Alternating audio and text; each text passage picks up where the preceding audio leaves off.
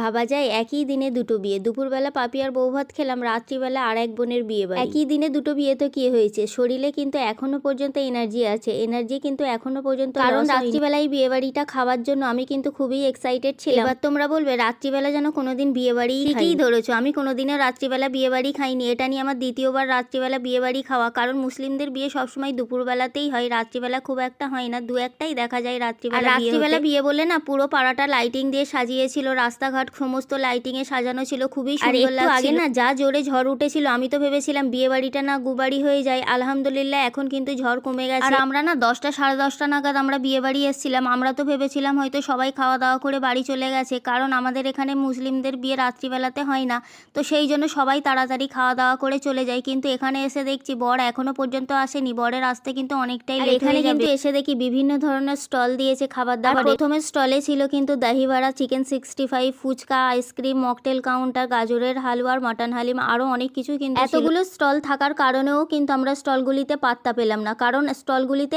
এতটা ভিড় ছিল, পা গলানোর জায়গা ছিল না। কিন্তু খুবই সুন্দর করে সাজানো হয়েছিল, আর প্যান্ডেলের ভিতরে না একটা ব্যাকগ্রাউন্ড দিয়েছে যেখানে সবাই পিকচার তুলতে পারবে, তো সেখানেই এসে আমি আর বোন পিকচার তোলার চেষ্টা করছি, কিন্তু লাইটিং এর কমি ছিল। আর এই বিয়েটা কিন্তু কোনো ভিলা বা রিসর্টে হচ্ছে না, বাড়ির পাশেই কিন্তু একটা বড় ফাঁকা মাঠ ছিল, সেখানেই সুন্দর করে প্যান্ডেল করেই কিন্তু বিয়েটা। যার বিয়ে হচ্ছে ও কিন্তু আমার কাজিন সিস্টার, মানে আমাদের মুসলিম ভাষায় বলা হয় চাচাতো বোন।